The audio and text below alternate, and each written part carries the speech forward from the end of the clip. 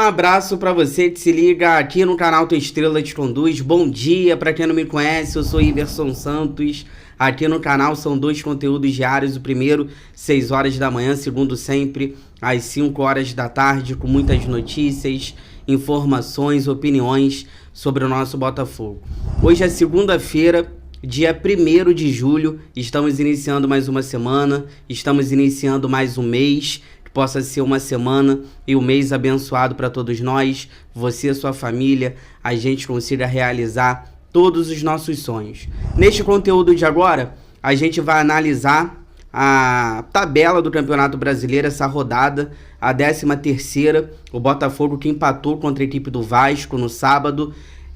Mesmo com empate, nesse momento o Botafogo ainda ganhou uma posição, tá? O Botafogo empatou, não foi um resultado bom, a gente vai falar sobre isso, mas o Botafogo ganhou uma posição por enquanto. O Palmeiras vai jogar hoje ainda, pode ultrapassar o Botafogo, mas a gente vai analisar aqui a 13ª rodada, vamos passar na tabela e vamos também passar na próxima rodada nos jogos, tá bom? E para fechar, claro, a gente vai conversar sobre Almada, já é jogador do Botafogo praticamente, vamos conversar sobre essa negociação, quero dar meu ponto de vista aqui também sobre Almada, vai ficar 6 meses, vai ficar 1 ano, vai jogar as Olimpíadas, a gente vai debater isso tudo aqui, mas antes peço para vocês aquela moral, de graça, não custa nada, inscreva-se no canal, deixe seu like, ative aí o sino para você receber todas as notificações, não perder nada do que acontece no Botafogo. Se você puder, se você quiser, vire membro, R$ 2,99 ao mês, participa lá do nosso grupo do WhatsApp. Olha, já abro conversando com vocês sobre a 13ª rodada do Campeonato Brasileiro, que vai ser encerrada hoje. Nós temos ainda hoje, fechando a rodada, a equipe do Palmeiras enfrentando o Corinthians. Então isso é um jogo importante também relacionado ao Botafogo, porque se o Palmeiras vencer o Corinthians, o Palmeiras vai a 26 pontos, ultrapassa o Botafogo, que tem 24, e nesse momento o Botafogo está na 2ª colocação, o Botafogo é o vice-líder, ganhou uma posição, tá? Mesmo com empate no sábado contra o Vasco por 1-1. O Bahia acabou perdendo para o São Paulo, um resultado bom para o Botafogo. O Bahia perdeu para o São Paulo e o Flamengo venceu a equipe do Cruzeiro por 2-1. O Flamengo foi a 27 pontos e o Flamengo nesse momento é o líder do Campeonato Brasileiro. Enfim, então o Botafogo, né, vai ter que dar uma secadinha. É o que eu venho falando aqui no canal, cara. A gente tem que fazer a nossa parte e não ficar secando ninguém. Mas é complicado, né? Então, assim, hoje tem que dar aquela secadinha no Palmeiras, mas prestar atenção no Flamengo. Porque o Flamengo já tem 27 pontos, por exemplo. O Flamengo já abriu 3 pontos do Botafogo, que é o segundo. Então a gente tem que prestar atenção nisso e tem que prestar atenção também na arbitragem, né? O que mais me preocupa no Campeonato Brasileiro é a arbitragem. Não me preocupa o Flamengo, não me preocupa o Palmeiras, não me preocupa o Bahia. O que me preocupa nesse Campeonato Brasileiro é a arbitragem. Não preciso nem falar do que fizeram com a gente sábado contra o Vasco. Era o Hugo Moura, era para ter sido expulso, uma entrada criminosa no Tietê. O VAR nem chamou. Ontem o árbitro ia dar um pênalti pro Flamengo. Ridículo, voltou atrás, mas esfria o jogo, perde tempo. E é complicado, né? Depois ali para você colocar ali nos acréscimos você não coloca, você esfria o jogo. Ontem um pênalti bizarro seria dado pro Flamengo. Então o que mais me preocupa realmente é a arbitragem. Tá aqui do lado, a tabela ficou nesse momento seguinte, né? O Flamengo é o líder com 27 pontos. O Botafogo é o segundo com 24. Ambas equipes com 13 jogos. O Bahia também tem 13 jogos, é o terceiro com 24 pontos. O Botafogo tá na frente do Bahia por conta do saldo de gols, tá? E fecha o G4, o Palmeiras com 23 pontos, só que o Palmeiras ainda joga hoje. Se ganhar, vai 26, e o Botafogo terminaria a rodada na 3ª colocação. Na 5ª colocação, Atlético Paranaense com 22 pontos em 13 jogos, fechando o G6, a equipe do São Paulo com 21 pontos em 13 jogos. O Cruzeiro é o 7º com 20 pontos, mas tem 12 jogos, tá? O Fortaleza, o 8º, também com 12 jogos. O Fortaleza tem 20 pontos. Em 9º, o Bragantino tem 19 pontos em 13 jogos. O Internacional é o 10º com 18 pontos em 11 jogos, tá? O Atlético Mineiro é o 11º com 18 pontos, uma campanha bem ruim do Galo, né? 11º ali com 18 pontos em 12 jogos. Já a equipe do Juventude é o 12º com 16 pontos com 12 jogos. O Criciúma é o 13º com 13 pontos em 11 jogos. O Cuiabá é o 14º com 13 pontos em 13 jogos. A equipe do Vitória é o 15º com 12 pontos em 13 jogos. E o Vasco da Gama é a equipe ali, a primeira fora da zona de rebaixamento, com 11 pontos em 13 jogos.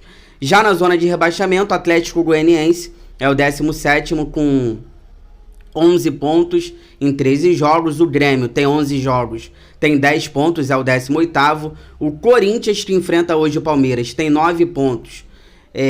E o Lanterna, praticamente rebaixado, né? É difícil a gente cravar porque tem muito campeonato ainda, mas o Fluminense, cara, tem 6 pontos em 13 jogos. Então, assim, é muito complicada a situação do Fluminense, porque você, cara, tem 13 jogos já, não tem nenhum jogos a menos aqui, e você tem 6 pontos, cara. Então, assim, pro Fluminense agora fazer 45 pontos, vai ter que fazer campanha daqui pra frente de G4, cara. Vai ter que começar a ganhar todo mundo se quiser fazer 45 pontos, porque realmente a situação do Fluminense é uma situação complicada. E tá aqui do lado os jogos da próxima rodada, né? 14ª, o Botafogo joga na quarta-feira, 7 horas da noite, fora de casa contra a equipe do Cuiabá. A gente vai ter um desfalque muito importante do Damian Soares, né? A gente não vai ter o Damian Soares suspenso, então a gente vai ter que colocar ali talvez o Matheus Ponte. Então um jogo complicado. O Cuiabá vem tendo bons jogos, está reagindo, então Botafogo vai enfrentar o Cuiabá na quarta-feira, fora de casa, 7 horas da noite. Na quarta-feira, 8 horas da noite, tem Vasco e Fortaleza. Na quarta-feira também, 8 da noite, Criciúma e Cruzeiro. Na quarta-feira, 9h30 da noite, Bragantino e Atlético Goianiense. Quarta-feira, 9h30 da noite, Atlético Paranaense e São Paulo. Na quarta-feira, também 9h30 da noite, Atlético Mineiro e Flamengo. E já na quinta-feira, 7 horas da noite, Bahia e Juventude, Grêmio e Palmeiras. E 8 horas da noite, na quinta-feira, Fluminense e Internacional, Corinthians e Vitória. Cara, dando a minha opinião rapidamente, é o que eu venho falando aqui no canal. Não vou ficar secando ninguém, a gente tem que fazer a nossa parte e temos que estar sempre na parte de cima da tabela. O Campeonato Brasileiro, ele é decidido no segundo turno e a gente tá ali, né? Querendo ou não, a gente empatou contra o Vasco, não foi um bom resultado, mas ganhamos uma posição, porque se o Palmeiras perder hoje, o Botafogo termina na segunda posição e a gente ganha uma posição. Então, mesmo com empate, a gente, nesse momento, ganhou uma posição e isso que é o importante. Cara, o que tá me chamando a atenção, e o Arthur Jorge tem que ajustar isso, são muitas falhas individuais. Por exemplo, sábado era um jogo que dava pro Botafogo ganhar. Faltou ambição e o goleiro John, na minha opinião, foi o principal ali da falha do gol do Vasco. O goleiro John, ele poderia sair na bola, porque a bola veio muito alta. Ele poderia sair ou ele poderia ficar no gol e defender a bola. Ele ficou no meio do caminho. Ele não saiu e ele também não ficou no gol. Então, para mim, a falha é do John. Não pegar aquela cabeçada do Verratti ali, para mim, é falha do goleiro. Contra o Bragantino, ele queria falhar também, quase que ele falha. Depois ele faz uma defesa que salvou ali, saiu muito aplaudido, mas na jogada antes, no jogo contra o Bragantino, ele saiu errado, o Bragantino não fez o gol. Então assim, o John, cara, vem cometendo algumas falhas importantes, não é de hoje, contra o Bragantino. Ainda bem que a falha não aconteceu, depois ele foi lá e salvou. Mas sábado foi falha do John. Aquela cabeçada do Verratti foi a única bola que chegou no gol do Botafogo. Se ele tivesse pego, a gente teria ganho o jogo. Mas eu concordo também que faltou ambição do time do Botafogo, do técnico, de vencer a equipe do Vasco. Cara, são 4 jogos que o Botafogo não vem jogando bem. Contra o Grêmio, a gente ganhou. Contra o Atlético Paranaense, a gente empatou. Contra o Criciúma, a gente perdeu. E sábado, contra o Vasco, a gente empatou. Mas são jogos, se a gente analisar, também foram jogos ali que o Botafogo poderia não ter perdido nenhum. O Botafogo ganha do Grêmio, mesmo não jogando tão bem. O Botafogo empata com o Atlético Paranaense na falha do Bastos. Contra o Criciúma, a gente perde o jogo por causa do Romero. E contra a equipe do Vasco da Gama, falha para mim do John. Então são muitas falhas individuais que vem comprometendo também alguns resultados nos jogos. Então o técnico Arthur Jorge tem que ajustar isso, tem que ter ambição, porque a gente poderia estar melhor na tabela. A gente poderia ter, por exemplo, se a gente empata com o Criciúma e se a gente ganha o Vasco, seriam 3 pontos a mais. Seria 1 pontinho do empate com o Criciúma e mais 2 pontinhos de uma vitória em cima do Vasco. A gente empatou com o Vasco, ganhou 1 ponto. A vitória seria mais 2 pontos. Se a gente pegar 2 pontos contra o Vasco e 1 ponto contra o Criciúma, a gente teria quanto nesse momento? 27. A gente seria líder do Campeonato Brasileiro. Fica aí que eu já volto pra gente finalizar. Vou conversar com vocês sobre a Almada. Tá chegando aí no Botafogo. Fica aí e já volto.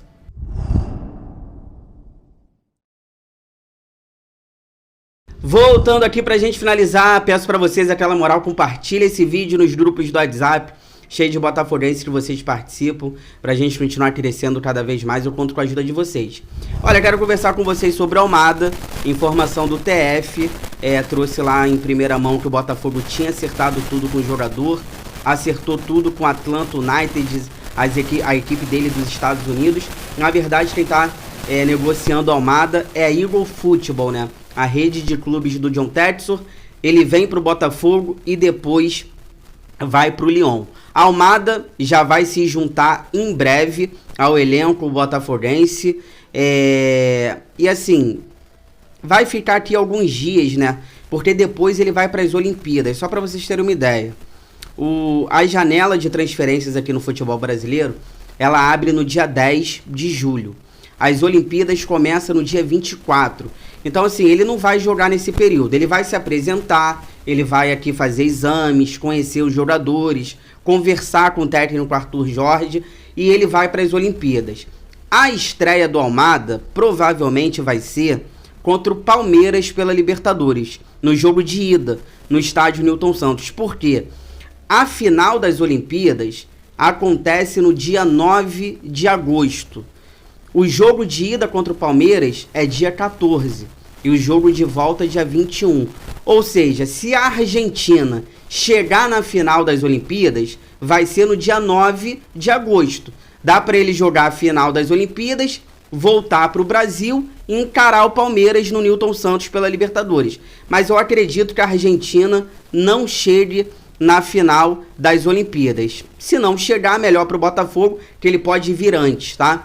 Então o Almada provavelmente vai fazer a sua estreia no jogo de ida contra o Palmeiras na Libertadores no dia 14 de agosto e também vai jogar ali o jogo de volta no dia 21 no Allianz Parque. O Almada tem 23 anos, nessa atual temporada pela equipe do Atlanta United tem 17 jogos, 6 gols e 2 assistências.